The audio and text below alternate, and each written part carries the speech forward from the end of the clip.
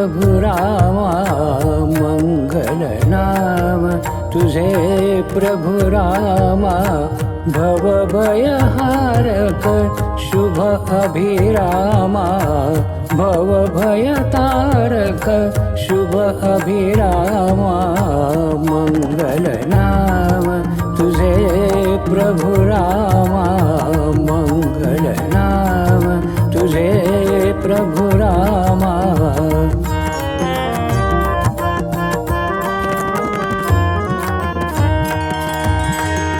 अमृतमय तव चरित्र गाथा रामा रामा अमृतमय तव चरित्र गाथा रामा रामा श्रांत चित्त हो पावत पावन धामा मंगल नाम तुझे प्रभु रामा मंगल नाम तुझे प्रभु रामा।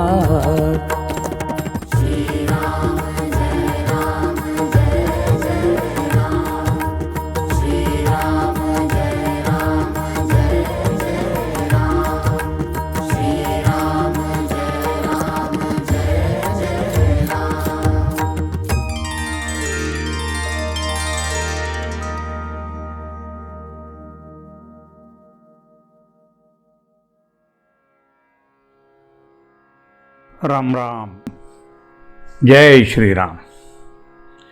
श्रीमद वाल्मिकी रामायण अयोध्याकांड सर्ग 64। या सर्गामध्ये राजा दशरथ हा मुनिकुमाराचा आपल्याकडून वध झाला आहे असं त्यांच्या मातापित्यांना सांगतात। मातापित्यांचा शोक मग ते दशरथाला शाप देतात आणि ही सगळी हकीकत कौसल्याला सांगत असताना मध्यरात्री राजा दशरथाची प्राणज्योत मालवते। असा सगळा कथाभाग या सर्गामध्ये येतो। राजा दशरथ या प्रकारे आपल्या हातून जे दुष्कर्म घडलेलं आहे, जे पाप घडलेलं आहे, त्याविषयी तो कौसल्याला सगळी हकीकत सांगतो आहे। तो असं म्हणतो, हे देवी, अजाणता माझ्या हातून हे पापकर्म घडल्यामुळे माझी सगळी इंद्रियच व्याकुळ झालेली होती।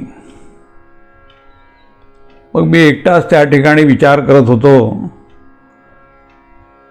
की आता यातून मार्ग कसा काढावा, कोणत्या उपायानं यामधून आपलं कल्याण होऊ शकेल।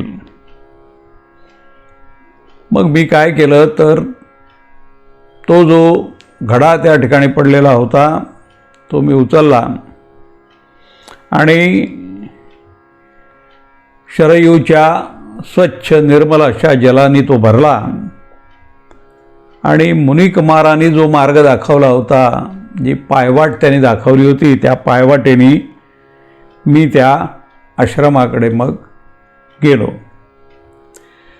तिथे पोचलो आणि मी समोर पाहिलं तर त्या मुनिकुमाराचे जे मातापिता होते ते अगदी दीन दुबळे अंध आणि वृद्ध झालेले मला तिथे आढळून आले। त्या दोघांनाही या पुत्राशिवाय दुसरा कोणताही आधार नव्हताच, कोणीही मदतनीस तिथे नव्हता। त्यांची अवस्था अशी झाली होती की पक्ष्यांचे पंख कापल्यानंतर ते जसे असतात तशा प्रकारे हे मातापिता त्या ठिकाणी होते। त्यांना डोळेच नव्हते आणि शरीरामध्ये देखील कुठल्याही प्रकारचं त्राण उरलेलं नव्हतं, त्यामुळे ते अगदी असहाय्य बनलेले होते। ते त्यावेळी आपल्या पुत्रासंबंधित चर्चा करत होते आणि ती चर्चा करत असताना ते आपला पुत्र केव्हा येतो याची वाट देखील पाहत होते। अर्थातच बोलताना पुत्रासंबंधी बोलत असल्यामुळे त्यामध्ये उत्साह होता आणि जरी ते दुबळे होते तरी पुत्रासंबंधी बोलत असल्यामुळे ते थकत नव्हते. कुठल्याही प्रकारचा थकवा त्यांना त्यामुळे येतोय असं वाटत नव्हतं. आता आपला पुत्र येईल, पाणी आणेल, ही जी त्यांची आशा होती ती खरं म्हणजे धुळीला मिळालेली होती. ती काही पूर्णत्वाला जाणार नव्हती. परंतु ते आशेने त्याच आश्रयाची वाट पाहत होते. खरं म्हणजे ते दोघेही आता अनाथ झालेले होते. त्यांना कोणीही आता आश्रयदाता उरलेला नव्हता. माझं हृदय तर पहिल्यापासूनच या घटनेमुळे मला जो शोक झाला होता त्याने व्यथित झालेलंच होतं. आता मला या ऋषीची भीती वाटू लागली आणि भयामुळे माझं चित्त आता भानावर राहिलं नाही असं मला लक्षात आलं. मुनींच्या आश्रमात मी पोचलो आणि हे जे भय माझ्या मनात दाटून आलं होतं ते अधिकच वाढलं आणि त्यामुळे मला अधिकच शोक वाटू लागला. माझ्या पायांचा ध्वनी झाला. तो ऐकल्याबरोबर ते मुनी मग म्हणाले की हे पुत्रा, अरे इतका उशीर का झाला? पाणी त्वरित आण ना लवकर. हे लाडक्या, ज्या कारणानं बराच वेळ तू त्या जलामध्ये क्रीडा केलीस त्याच कारणानं ही तुझी माता जी आहे ना ती तुझ्यासाठी आता उत्कंठित झाली आहे, तुझी वाट पाहते आहे, उतावीळ झाली आहे तिला.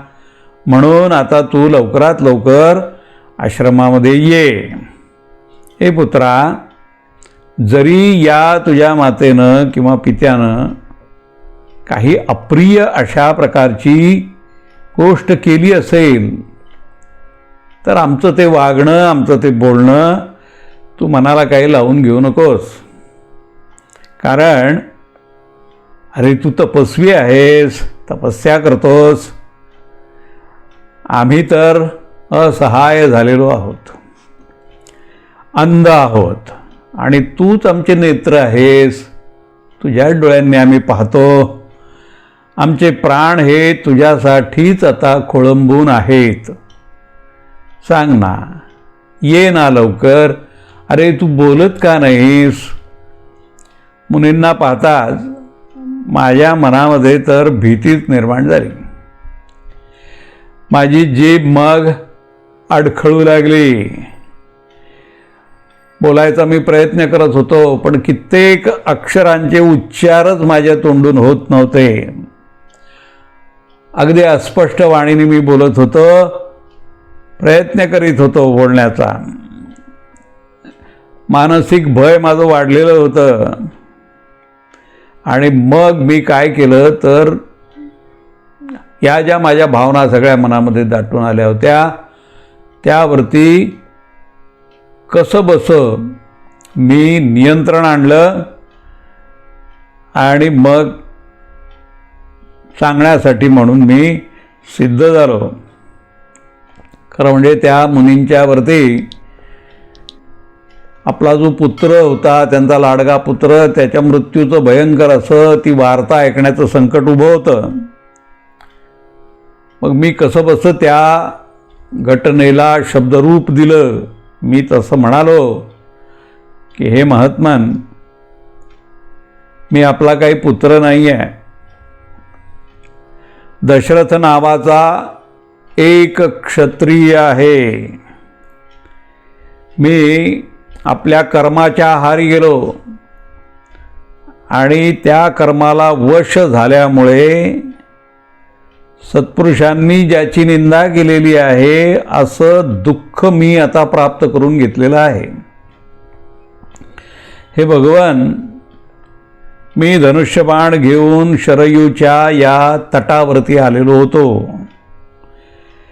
एखाद्या जंगली पशुची शिकार करावी किंवा एखादा हत्ती या घाटावरती पाणी पिण्यासाठी म्हणून आला की त्याला मारावं, त्याची शिकार करावी असा माझ्या येण्याचा हेतू होता.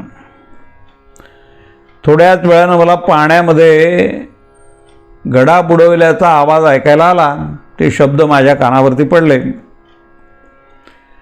आता त्या शब्दांचा अर्थ माझ्या मनाने असा घेतला की हत्ती त्या घाटावरती आलेला आहे आणि पाणी पित आहे. माझ्या मनाची तशी समजूत झाली, कारण माझं मन आधीपासूनच हत्ती पाणी पिईल अशा प्रकारची कल्पना करतच होतं. त्यामुळे तो हत्ती आहे असं समजून ते शब्द ऐकून मी त्यावरती बाण सोडला.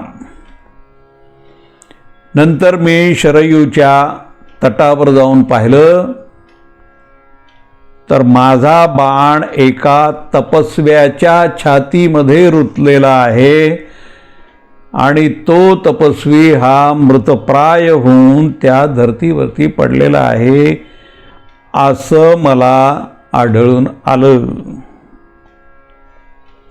त्या बाणामुळे त्या तपस्व्याला मोठे कष्ट होत होते, म्हणून त्यावेळी त्याच्याच सांगण्यावरून मी तो बाण त्या मर्मस्थानामधून बाहेर काढला.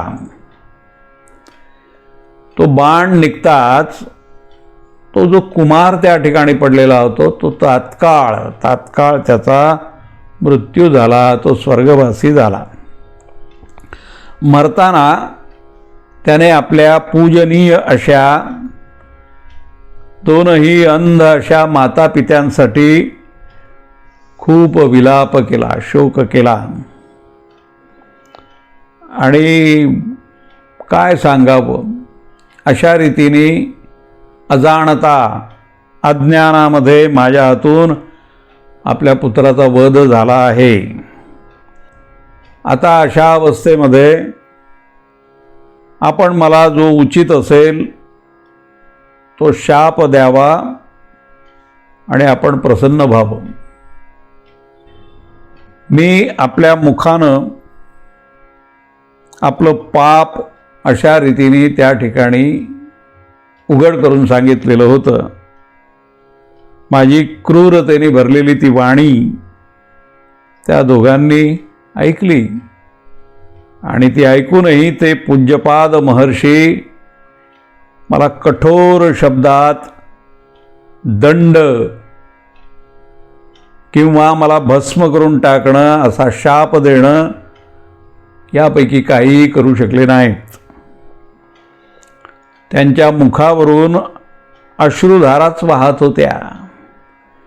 ते मूर्छित होऊन दीर्घ श्वास घेऊन उच्छवास सोडित होते. मी हात जोडून त्यांच्या पुढे उभा होतो.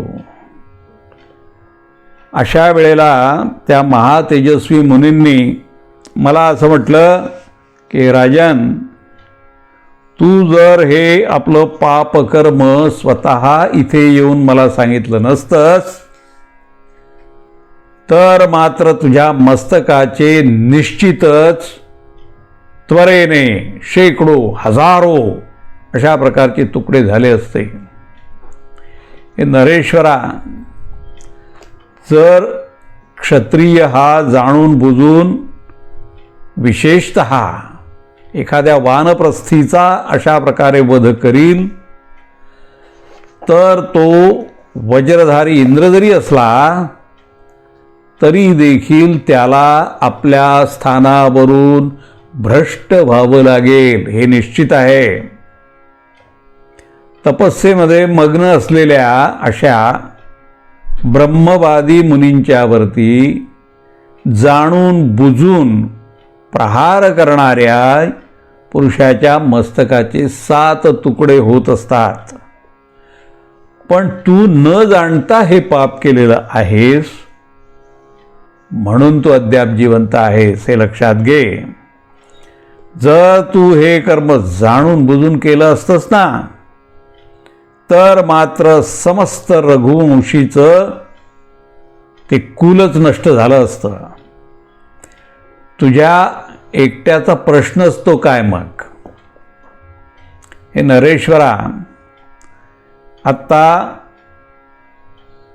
तू आम्हा दोघांना आमचा जो पुत्र जिथे मरून पडला आहे तिथे आम्हाला घेऊन चल.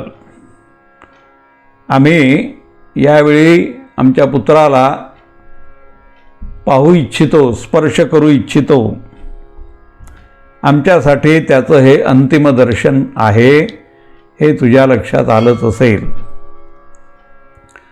तेव्हा मग मी एकटाच अत्यंत दुःखामध्ये सापडून शोक करणाऱ्या त्या दंपतीला घेऊन जिथे त्यांचा पुत्र मरून पडला होता त्या स्थानाकडे घेऊन गेलो.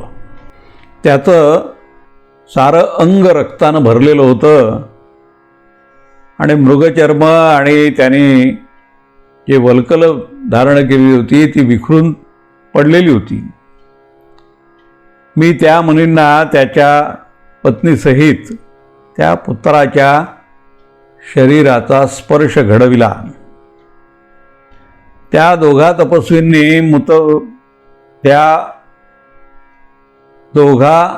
तपस्वींनी मृत झालेला त्यांचा जो पुत्र होता त्याच्या शरीराला स्पर्श केला आणि ते त्याच्या निकट जाऊन त्याच्या शरीरावरती कोसळले, त्याच्या शरीरावरती पडले.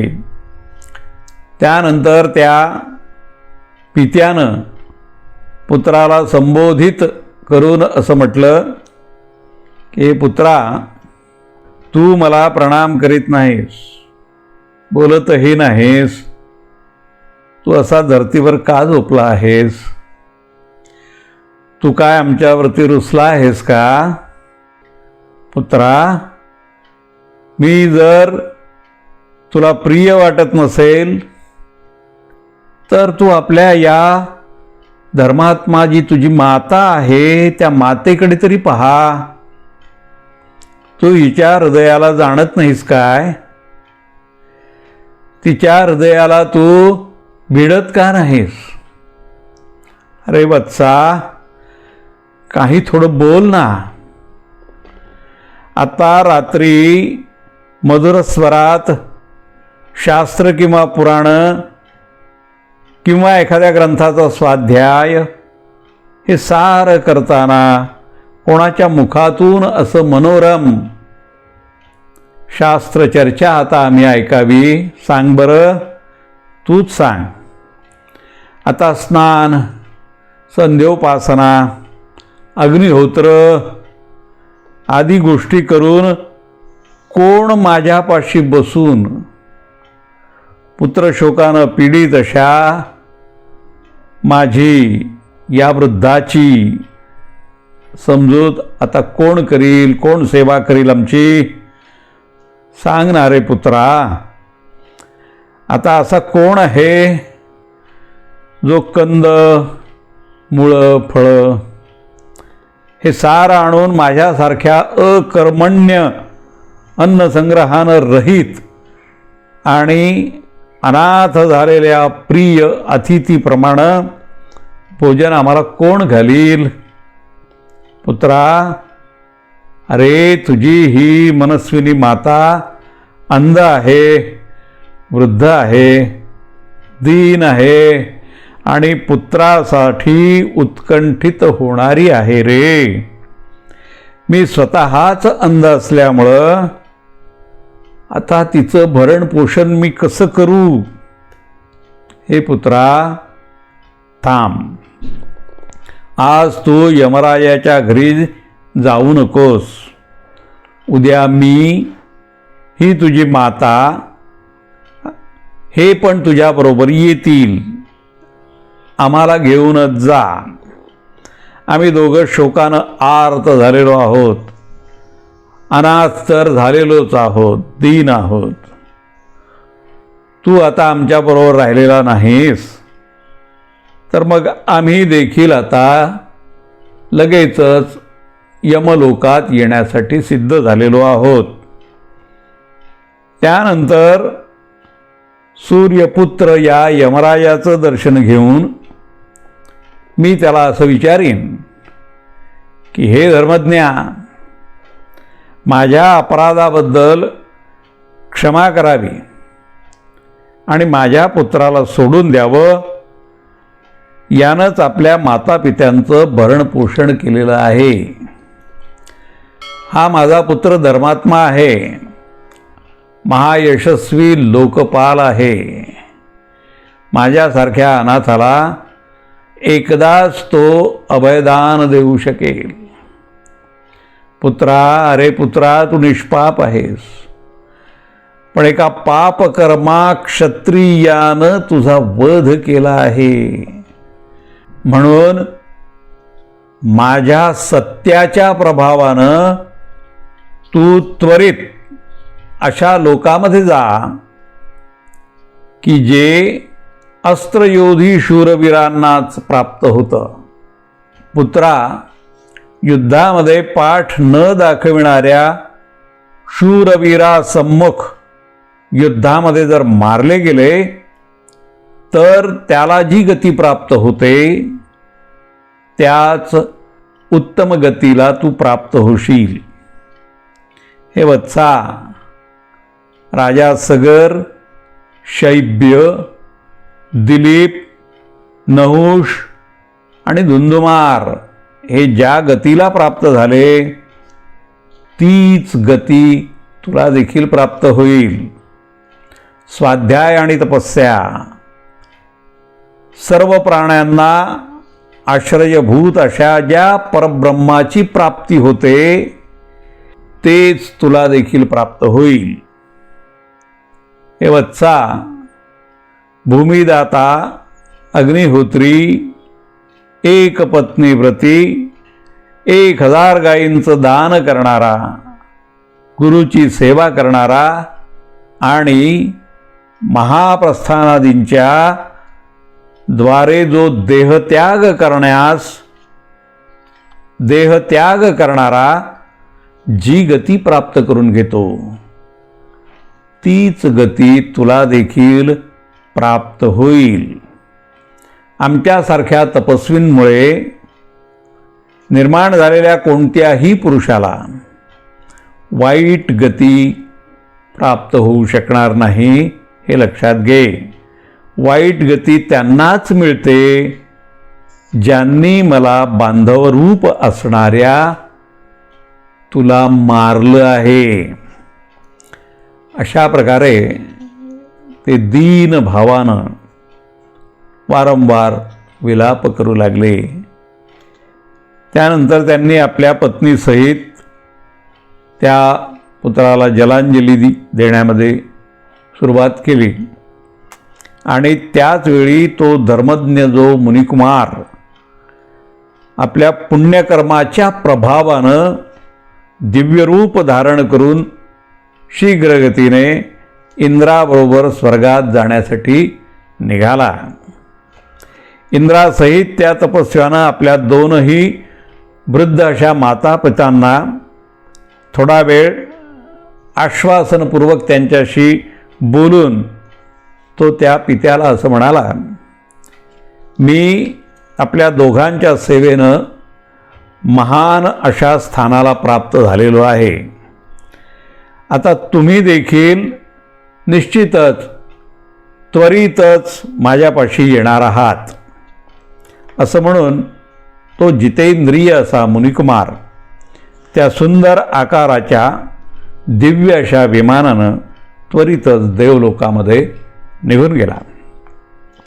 त्यानंतर पत्नीसहित त्या महातेजस्वी तपस्वी अशा मुनींनी काय केलं तर त्वरित पुत्राला जलांजली दिली आणि हात जोडून मला असं म्हटलं की हे राजन, तू आजच मलाही मारून टाक. आता मरण्यात मला काही कष्ट होणार नाहीत.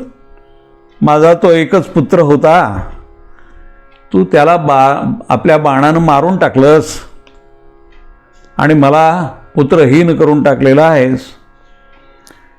तू अज्ञानवश हे कृत्य केलेलं आहेस. माझ्या बालकाची हत्या केलेली आहेस. म्हणून मी तुला अत्यंत भयंकर आणि दुःख देणारा असा शाप देतो.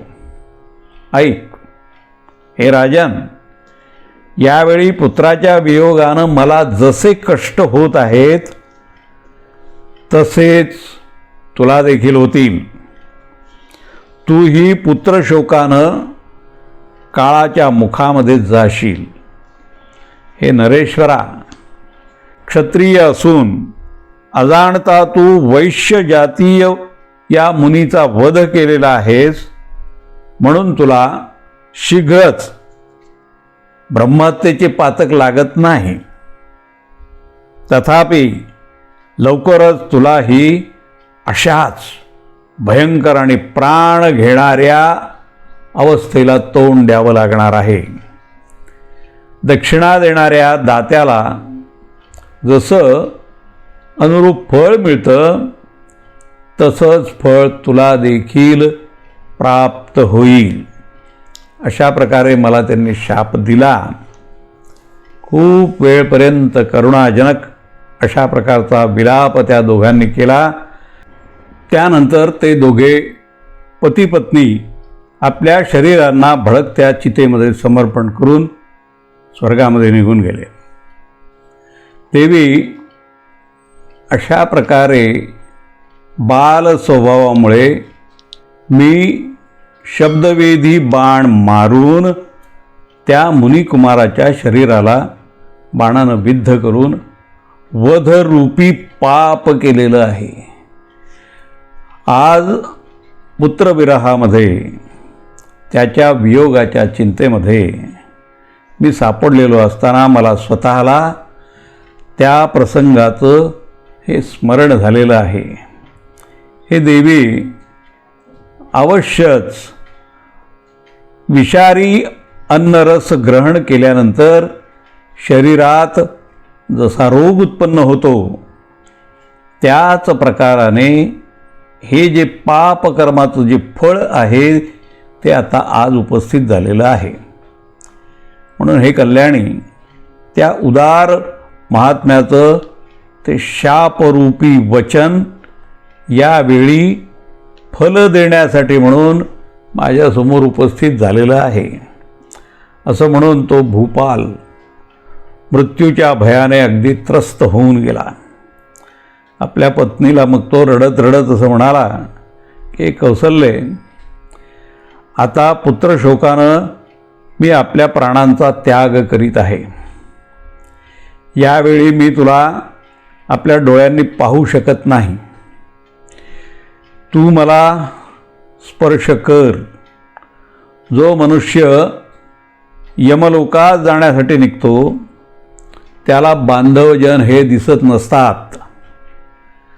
जर श्रीराम येऊन मला स्पर्श करतील किंवा धन वैभव आणि युवराजपद स्वीकारून ते राहतील तर मला विश्वास आहे की मी श्रीरामाशी जे वर्तन केलेलं आहे ते योग्य नाही.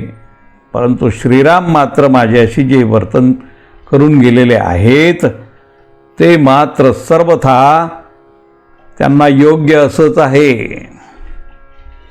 कोण बुद्धिमान पुरुष या भूतलावरती आपल्या दुराचारी सुद्धा पुत्राला त्याग करेल त्याचा?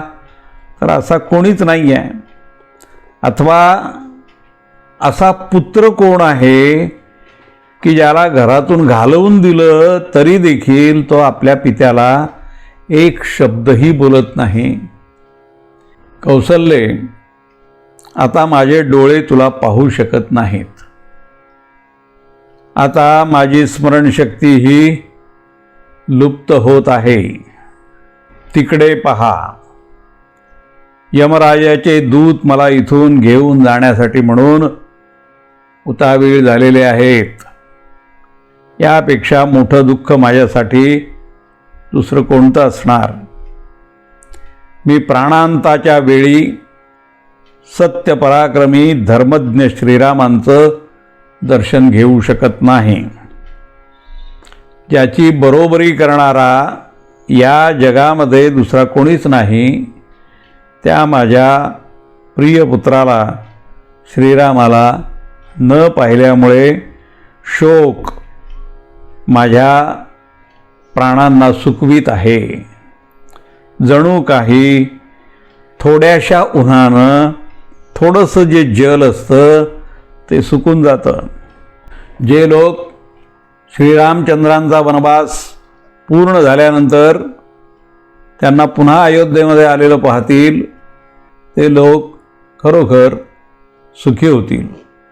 कौसल्ये, माझ्या चित्तावरती आता मोह हा दाटून येत आहे. माझं हृदय विदीर्ण होत आहे. इंद्रियांशी संयोग झाल्यावर मला शब्द, स्पर्श, रस आदी जे विषय असतात त्यांचा अनुभव येईनासा झालेला आहे. तेल समाप्त झालं की दिव्याची अरुणप्रभा विलीन होते. त्याच प्रकारे चेतना नष्ट झाल्यानं माझी सगळी इंद्रिय आता नष्ट होत चाललेली आहेत आणि ते मला जाणवत आहे. ज्या प्रकारानं नदीचा वेग आपल्या किनाऱ्याला कापीत जातो त्याच प्रकारे मीच उत्पन्न केलेला हा जो शोक आहे तो मलाच अत्यंत वेगाने अनाथ आणि अचेत करीत आहे. महाबाहू रघुनंदना, माझ्या पुत्रा, तू गेलास तरी कुठं रे? हे कौसल्ये, आता मला काहीही दिसत नाही. तपस्विनी सुमित्रे, आता मी या लोकामधून जात आहे. माझी जी शत्रू, क्रूर, कुलांगार कैकेयी, दशरथाचं हे वाक्य अर्धवट राहिलं. अशा प्रकारे ती श्रीराम माता कौसल्या सुमित्रा यांच्याजवळ अत्यंत शोकपूर्ण विलाप करणाऱ्या त्या राजा दशरथाच्या जीवनाचा अंत झाला. आपल्या प्रिय पुत्राच्या वनगमनाने शोकाकुल असा तो राजा दशरथ अशा रीतीने अत्यंत दीनतापूर्वक वचन बोलत असताना अर्धी रात्र झाल्यानंतर अत्यंत दुःखाने पीडित होऊन तो उदारदर्शी तो नरेश मग आपला प्राण सोडता झाला. त्याने प्राणांचा त्याग केला. या ठिकाणी सर्ग 64 पूर्णत्वास गेलेला आहे. श्रीराम.